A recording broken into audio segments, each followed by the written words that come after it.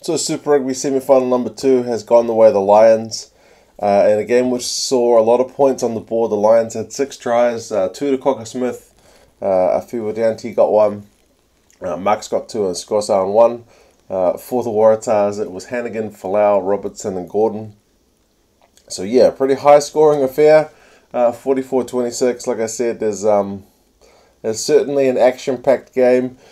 And compared to the other semi-final, it did have, I guess, a few more twists and turns. I mean, the Crusaders in that game of theirs just went out and dominated pretty much from start to finish. But this one, it was the Waratahs who went out to the early lead. The commentators kept going on about how the Lions needed to get a good start and stop conceding points early. Well, after 8 minutes, it was 14-0. To the Tars. They had tries to Hannigan and Falau, and they were just running everything. The Lions didn't have any ball. The Waratahs were just running every chance they got, and Beale's creativity was helping. And yeah, they just looked fired up, like a team that knew they needed to get ahead and stay ahead. It was just a crazy start, but unfortunately for Tars fans, or fortunately if you're a Lions fan, it didn't last. There were signs early, although the Lions didn't have much ball.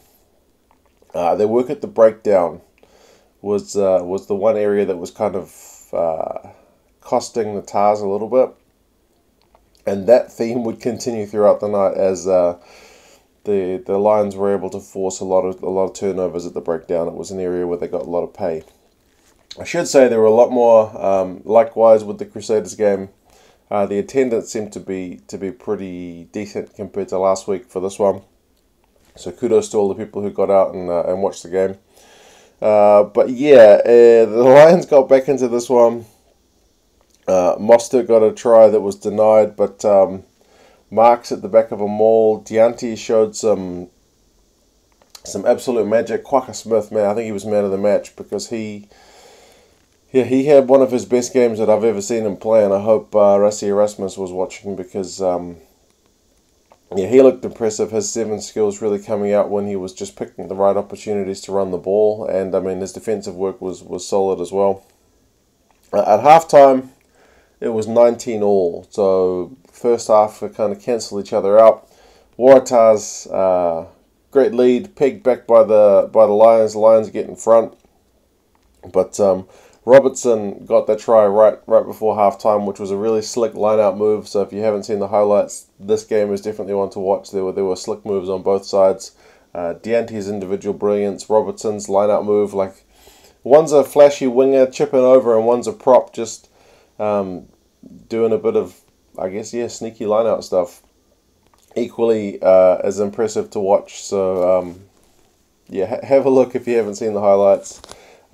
Second half, this was where the Lions kind of pulled it out with penalties, and there was a yellow card to Fitzpatrick. Kind of it was just different from last week where the Waratahs were the team chasing the game and then built points during a yellow card. This time they went up to a lead, conceded it, and then also conceded points during the yellow card. So the penalty count was getting a bit high for Glenn Jackson's liking, and he gave Fitzpatrick a yellow card more as a team thing, just for too many penalties. And during that time, the Lions were able to accumulate 12 points. So that was pretty much.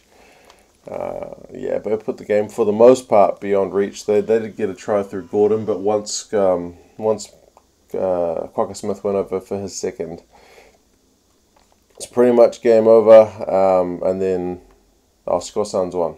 Yeah, that was the one that really sealed the deal. So yeah, it was interesting game. The maul and the scrum were weapons for the Lions. They were able to get some good pay there, as kind of expected. That they were able to make that pressure count. There were times when they didn't use that option, like at one line out. I think it was probably the Lions' second line out early on in the Tars half. they saw the Tars were kind of set for the maul defence, so they quickly potted up and quickly put it out to the backs. It didn't get anywhere. There was another time when they had a penalty in the Waratahs half, and they just quickly tapped it and ran, and then they were immediately turned over. So it was as if they were thinking, the Waratahs know that our strongest weapon, or one of our strongest weapons, is the maul. So they're ready for that, so we'll try something else. But I felt like just use your strongest weapon and see how they deal with it, because they're not always going to be able to deal with it. But we'll see how they kind of use their tactics against the Crusaders next week. Overall, yeah, possession and territory pretty even. The penalty count, like I said, was pretty excessive for the Tars. They conceded 15 to the Lions 7, which was costly. The key, I think, for both teams, like whoever lost this won this game, was going to have a pretty rough time of it going to Christchurch next week. Both teams were tackling in the high 60s, so Lions 69%, Tars 68%, and that's concerning. Like the Lions' defense last week was really strong. The Tars last week held out when they needed to. But man, if you go to Christchurch and tackle at 69%, you're going to be in for a long night. So hopefully, if nothing else, the Lions will have kind of got their bad performance. I mean, I'm not saying it's a bad performance, but their kinks out of the way this week, because some things just didn't go right. Like Yankees hit the post. One ball where he was getting ready to kick it, as he was starting to run up, the ball just fell off the tee.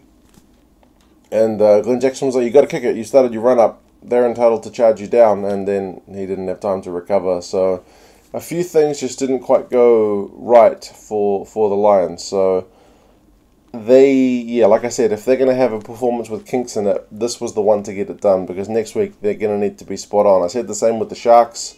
They needed to be too good from start to finish. They were not. And for the Hurricanes, they were not at 100%, and they showed what happened. So if the Lions are going to have any chance, I feel like they're going to need to be at 100% throughout. So we'll see what happens. As I said, Yankees, not like last week where everything seemed to go his way. It didn't quite happen this week. Beal was good early.